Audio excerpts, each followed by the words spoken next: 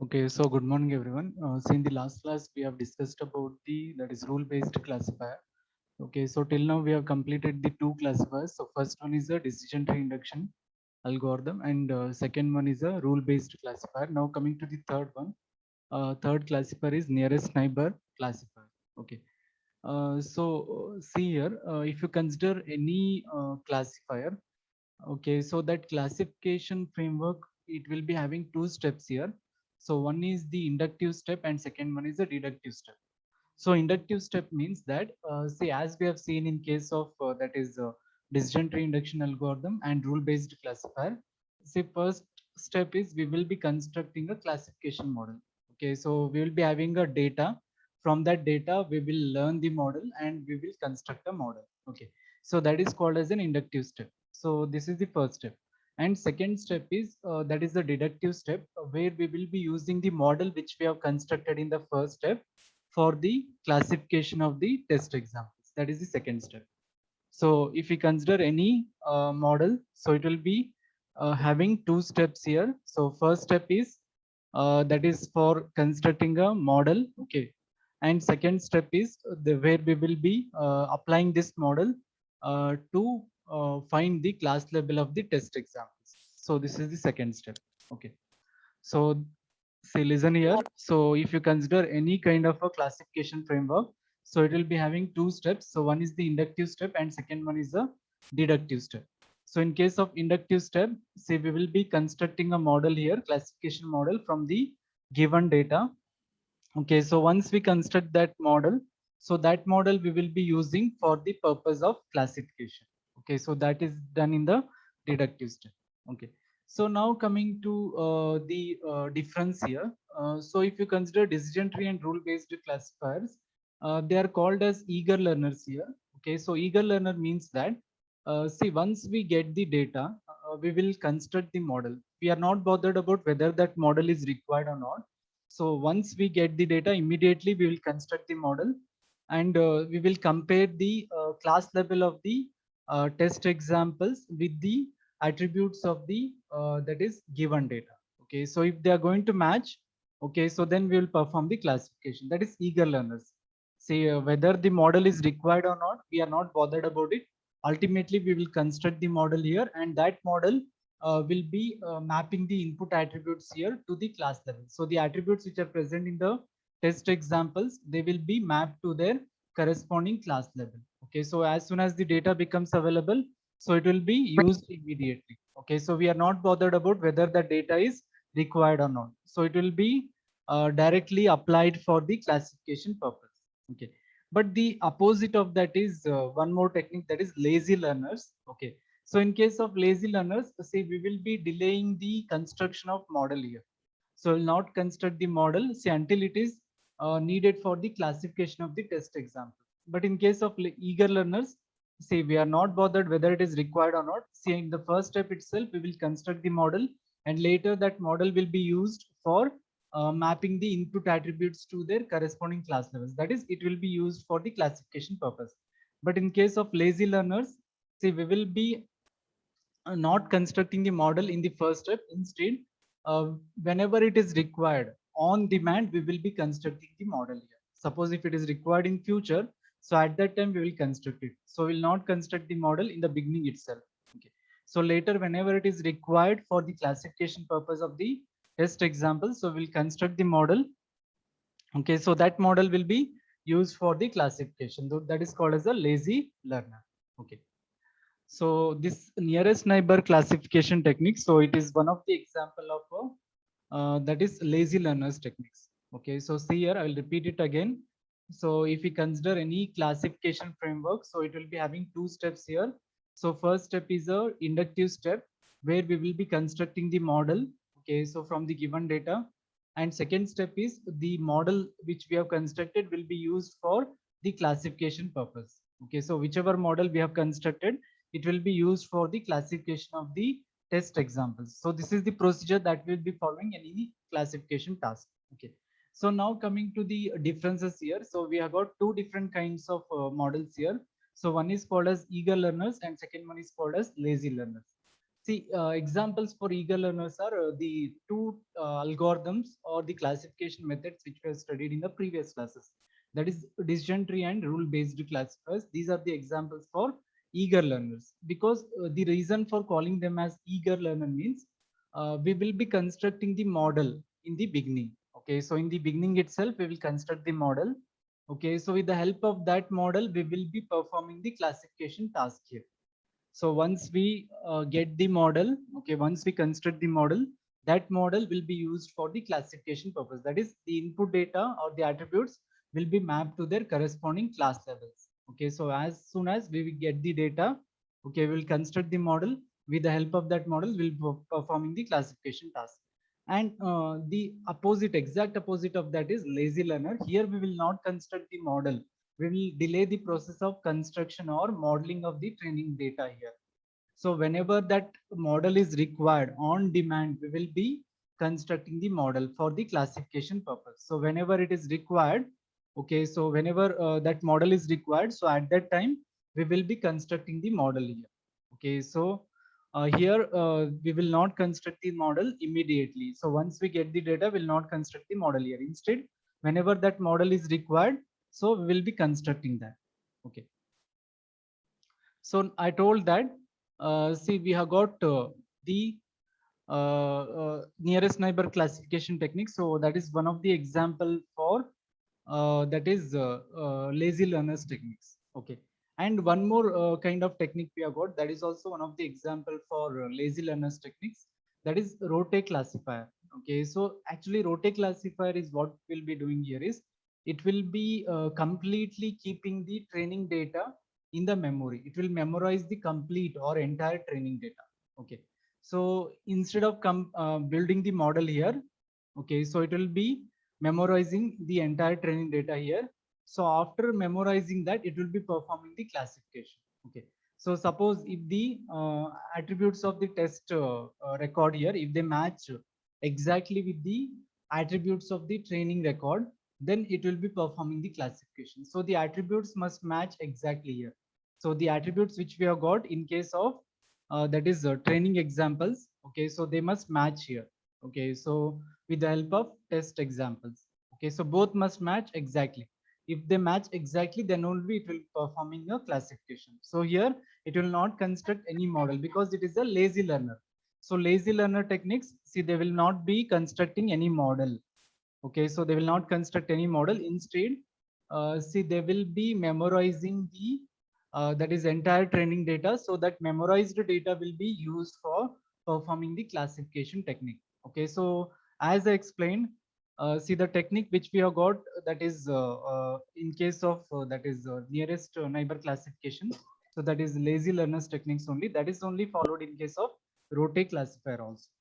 Okay, so rotate classifier, see, it will be not constructing any of the model here. Instead, it will be memorizing the entire training data. So with the help of that training data, it will compare the attributes of the training data with the attributes of the test data here. If they match, then exactly match, then only it will performing a classification. It will be assigning the class label. Okay. Then the drawback of this rotate classifier is obviously, say if some of the test records, if they do not match with the training examples, then say it will not be able to that is perform the classification here. So classification will be performed only if all the attributes of the test example and the training example, if they match with each other. Exactly means they must have the similar exact kind of records here. Okay. So if they do not have an exact kind of records, then it will not perform the classification. So then obviously the drawback is that, say if some of the test records, if they are not going to match, then it will not be able to perform the classification. That is the drawback. Okay. So in order to avoid this drawback, so we'll be using a nearest neighbor classifier. So rotate classifier, so even though it is a lazy learner, that is, it will not construct any model. Instead, it will be memorizing the entire training data, and then it will be performing the classification by comparing the attributes of the test example with the attributes of the training example. If they match exactly, then it will be performing a classification. So drawback of this approach is that, see, suppose if some of the attributes, if they do not match with the training example, then such records will not be classified. Okay. So in order to overcome this drawback, we'll be using a nearest neighbor classifier. Okay. So see here, in case of nearest neighbor classifier, we'll be having some flexibility here. It is not necessary that all of the that is attributes which are present in the test example, they must exactly match with the attributes of training example. Instead, we can have flexibility here in this way. Okay, that is, we will try to at least that is have some of the, not exactly 100% exact, approximately 80%, 70% attributes they can match with the attributes of training example. Okay, so like that we can have flexibility here. But in case of rotate classifier, exactly all the attributes which are present in the test example, they have to match with the training example. Okay, so the drawback will be, obviously will not be able to classify some of the training records here. Okay, so in order to avoid that, so here we are implementing some kind of flexibility. That is, flexibility is nothing but here we will try to match at least not exactly, at least some of the attributes. For example, out of 100%, at least for 70%, 80% or 90% attributes can match. Okay, so that is, we'll be searching for similar records here. Okay, so not exactly 100% that is matching records, at least for 90% of similarity or 80% of similarity, such records we will be checking. If they match with that 90% records, then we can easily assign the class label. Okay, so these examples, so which we are using, okay, which we are using for assigning the class label, they are called as nearest neighbors here. Okay, so nearest neighbors, see, these are nothing but the test records here, which will be matching approximately with the test examples. Okay, so training records which are approximately matching, which are relatively similar to the test example. Okay, so such training records are called as nearest neighbors here. So using these nearest neighbors, we'll be finding the class label of the test example. Okay. So you might have used these kinds of techniques in many real world examples. Okay. So if suppose if if you are finding for some of the objects, for example, charger. Okay, if you are buying any charger, so what you will be doing is, if you don't get exactly your mobile company charger, then you will be going for some similar kind of charger. Okay, so similar kind of charger. For example, if I got Redmi mobile, then if I got any similar kind of charger in Samsung, then I will buy it. Okay. So here, if it doesn't match exactly, then we can go for similarity, that is objects. Okay, at least for some similarity, if it is going to match, then we will choose it. Okay, and we will buy it. So in the same way, so here, whenever we are performing the classification, okay, so we will be choosing some of the training records here that are relatively similar to the attributes of test example. If they do not match exactly, at least for some percentage of similarity, if they match, then we can use them. Okay, so these examples, okay, for training records which we are using for performing classification, they are called as nearest neighbors here. Okay, and with the help of these, we can find the class label of the test examples here. Okay, so now coming to the that is one of the justification for using the nearest neighbor classifier is, see, for example, see, if you are checking the given animal, whether it is a duck or not. Okay, so I want to classify it as a duck or it is not a duck. Okay, so now the thing is, see, I will be comparing the features here, features of the that is given animal with the features of the duck. Okay, so now while performing the comparisons, we normally will be that is checking for the walking style of a duck. Suppose if it is going to walk like a duck, okay, or if it is going to quack like a duck, if it is making a that is voice or noise like a duck, or if it is going to look like a duck, then we will probably consider this animal as a duck. Okay, so here, see, we are not saying that it must exactly match with the duck. Exactly, it has to walk like a duck, or it has to quack like a duck, or exactly it has to look like a duck. So we are not saying that. Okay, instead, here what we are saying is, we want to have similar kind of features or the attributes of the animal to match with the attributes of a duck in order to call it as a duck. So in the same way, the same kind of that is principle we are using in case of nearest neighbors also. Okay, so in case of nearest neighbors, at least if it doesn't match exactly with the that is attributes of the training record, what we will be doing is we will be checking for some kind of similarity, percentage of similarity for 100%, at least if 90% or 80% of the test attributes of the test example, if they match, then we can classify or we can assign the class label to that record. Okay, so that is the principle we will be using in case of nearest neighbor classifier. Okay, so now coming to how this nearest neighbor classifier is going to work.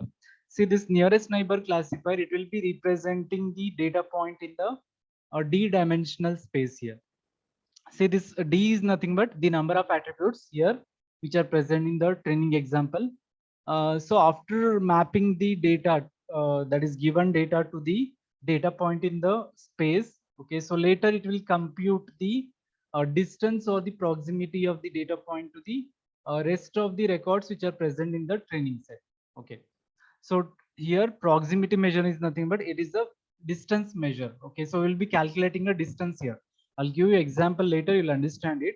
Okay, so see here, in case of nearest neighbor classifier, initially it will map the given data point whose class label we want to find. Okay, so it will be mapped to a point in a d-dimensional space here. So d is nothing but it is the total number of attributes which are present in the training example. Okay, so later, see, for this given test example, so it will be computing the distance or the proximity to the rest of the data points in the training set. Okay, so it will be using some distance measure. Okay, so we have got some of the distance measures like cosine measure we have got. Okay, so then we have got Euclidean distance. See, all these measures, they will be used to calculate the distance here. So it will calculate the distance of the data point to the rest of the data points which are present in the training set. Okay, so after calculating this distance, so it will choose the data points which are having the less distance, the minimum distance value which will be considered as a data point that is closest to the given, that is test example. Okay, so that test example will be chosen here. Okay, so those nearest neighbor, that is data points, they will be chosen. Okay, so later the class label will be assigned to this test example based on the that is maximum class which is appearing in this k nearest neighbors. Okay, so I'll give you example, you'll understand it. Okay, so see here, so in this example, okay, so if you look here, so we have got the nearest neighbor classification, how it is going to work here. Okay, so if you look here, we have got three different examples, that is one nearest neighbor, two nearest neighbor, and then three nearest neighbor. Okay, so actually what we are doing here is, see, in the first one nearest neighbor, that is in the first diagram, see, we have got a data point here. Okay, and the closest neighbor for the data point is, that is class label, that is minus is present here. Okay, so now obviously, see, for this data point, okay, so since this is the closest nearest neighbor, because we have considered one nearest neighbor here, so its nearest neighbor is this minus class label. Okay, so we'll assign the class label of this test record x as minus. Okay, so because it has got the nearest neighbor as minus. So in the two nearest neighbor, okay, so see here, we have got two nearest neighbors to this test example, that is x. Okay, that is minus and plus. Okay, so now we have got ambiguity here. So in order to avoid this ambiguity, so we can choose the random approach, that is we can either choose minus or plus as the class label for this test record. Okay, so randomly you can choose any of the class label for classifying this test record. Okay, so now coming to the three nearest neighbor. Okay, so in case of three nearest neighbor, we have got three nearest neighbors which are specified in this circle. Okay, so here if you observe, we have got again plus and minus class labels. So in order to avoid the ambiguity, what we'll be doing is we will consider the majority class that is appearing here. So majority class is plus here because we have got two nearest neighbors which are having positive class label. So that class label will be assigned to this x. Okay.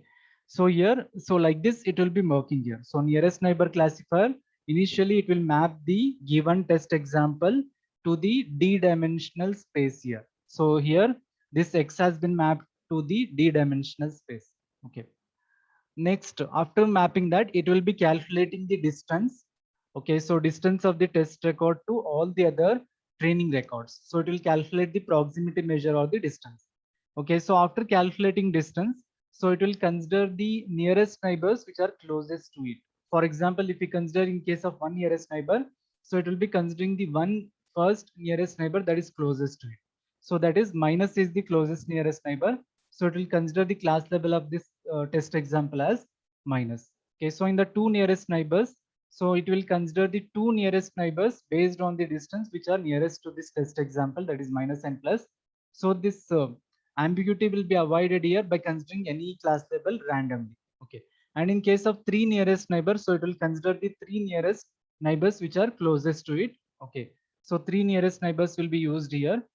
Out of three nearest neighbors, so in order to avoid the ambiguity for class label, we'll be considering the majority class here. So majority class is plus here. So that will be used for the classification purpose. So like this, the nearest neighbor classifier will be working.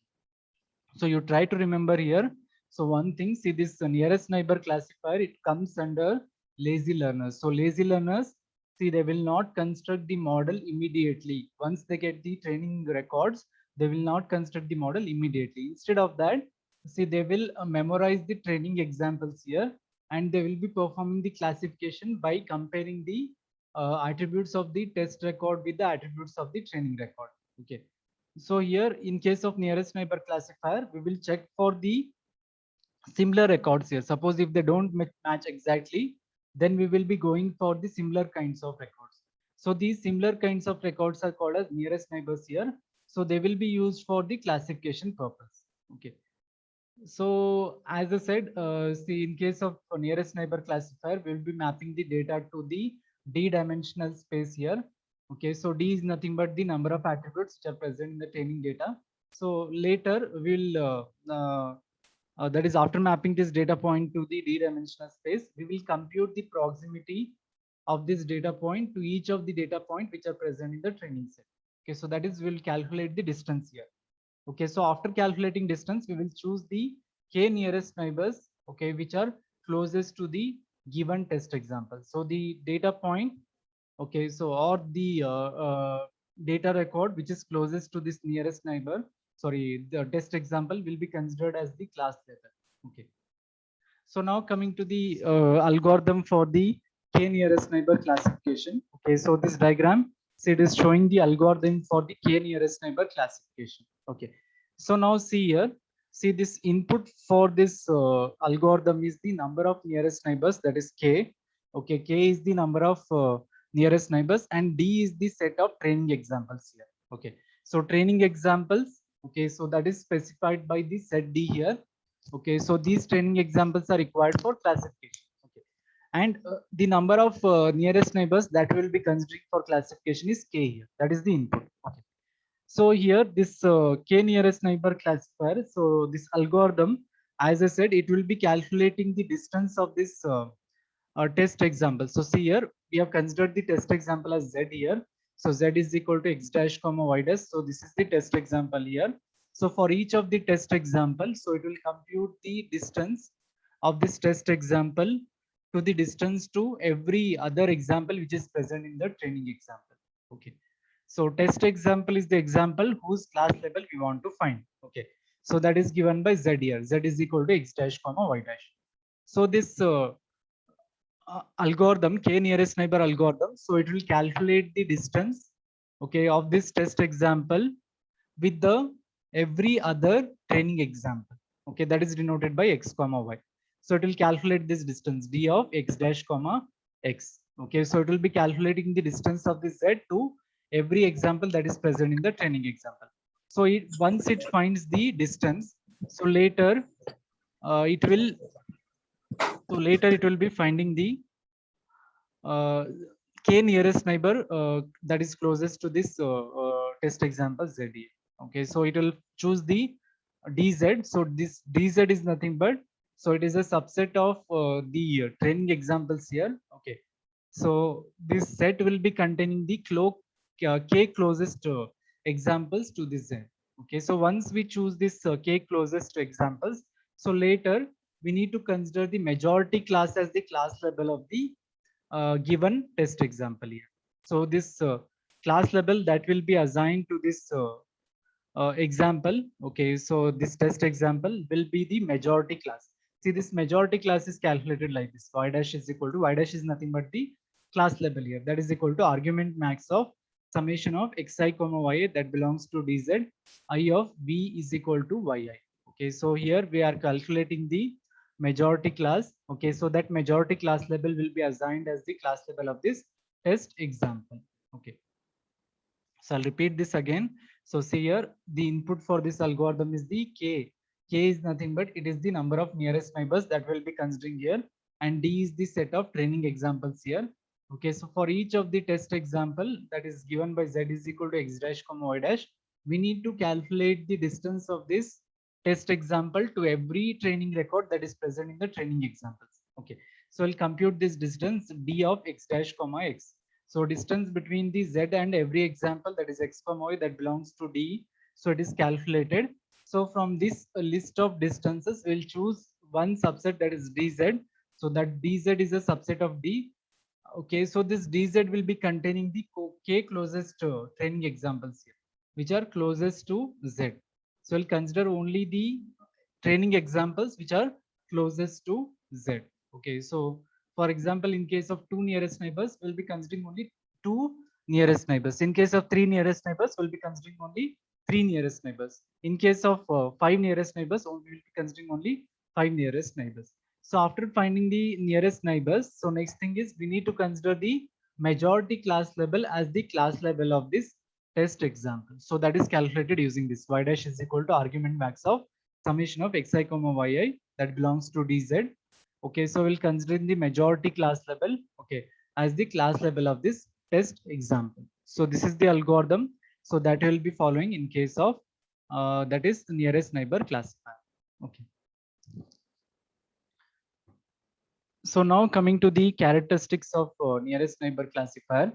Okay, so this nearest neighbor classifier, see, as I said, it is an example of a lazy learner, and also it is based on instance-based learning. See, instance-based learning means that, okay, so here we will not construct the model. Instead, so we'll be maintaining the abstraction of the that is derived data. So that abstraction will be used for classification purpose. Okay, so instance-based learning, so it will not depend on the construction of model. Instead, we'll be maintaining an abstraction of the data here. So that abstraction will be used for classification. Okay. So here, see this instance-based learning algorithm.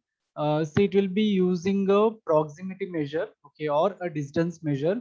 Okay, so this distance measure will be used for the classification, as I explained in the nearest neighbor classification algorithm. So here we'll be calculating the distance of the test example with the every example that is present in the training record. Okay. So after calculating the distance, we'll compute the list of k nearest neighbors that will be used for the classification purpose. So this is one of the example of instance-based learning. So distance will be used in case of instance-based learning for classification. Okay. And one more thing, as I said, see this lazy learner is that is nearest neighbor classifier is an example of a lazy learner.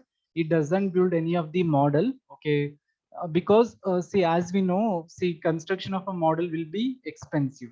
Okay, and one more thing is, see here, in case of lazy learners, again, see, since we are using a proximity measure, so distance calculation between the test example and the every other record which is present in the training example, so that is also costly. Okay, so just like in case of that is model building, so this process is also costly here. So that is construction of a that is distance measure, calculation of distance measure. Again, it is a costly or expensive task here. Okay. But in case of decision tree and rule based classifier, there so we'll be constructing a model. Those are based on eager learners. So once we get the model, we'll be classifying the test records. So it is quite fast task. Okay, compared to lazy learners. Okay, so since it is not going to build any model, so we need to calculate the distance between the test example and between every training example. So it can be quite expensive here. But in case of eager learners, see, we will not spend much of the resources here. Instead, we'll be building a model here. Okay, so once we get the model, that will be used for the classification. So in case of eager learners, see the classification task is quite fast. Okay, and nearest neighbor classifiers, see they will be using local information, but decision tree and rule based classifiers, they will be using global information. So that global information will be getting from a model here. Okay, so nearest neighbor classifiers are based on local information, and decision tree and rule based classifiers are based on global information. Okay, and in case of nearest neighbor classifiers, even we can have arbitrary shaped decision boundaries. So arbitrary shaped decision boundaries means will not be having exact class level that will be assigned to the test records here. Okay, so since we are having arbitrary shaped boundaries here, so this model representation will be flexible here. So we can easily represent the model here compared to the decision tree and rule based classifiers. Okay, and last characteristics is, as I said, since we are using the proximity measure here. Okay, so since we are comparing approximately, okay, approximate will with the that is attributes of the training example. So even it can produce the wrong predictions, because we have made the relaxation here. That is, I told in the beginning, we are not supposed to have the exact similarity between the that is attributes of the test example and the training example. Okay, so it can make some of the wrong predictions here because we are using approximate proximity here. Okay, so these are the that is characteristics of nearest neighbor classifier. So one is, that is they are based on instance based learning. That is, here we will be instead of constructing the model, we will be using abstraction here. That is, we'll be using the proximity measure to calculate the distance, and then later we'll be classifying the records. Okay, and this is one of the example for lazy learner where we'll not be building any model. Okay, instead of that, we will be using the proximity measure for the calculation. So it can be quite expensive compared to eager learners.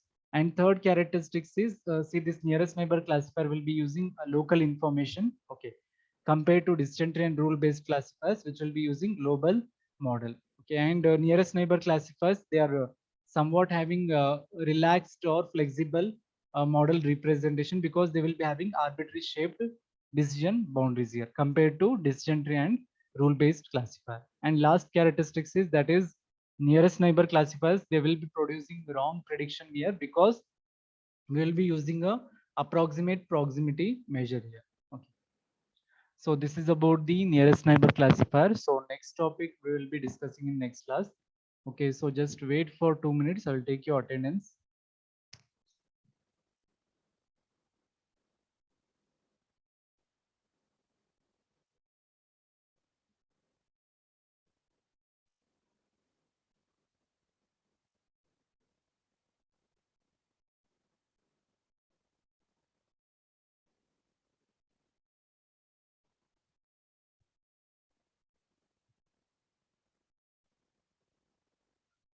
Okay, so now you can log out.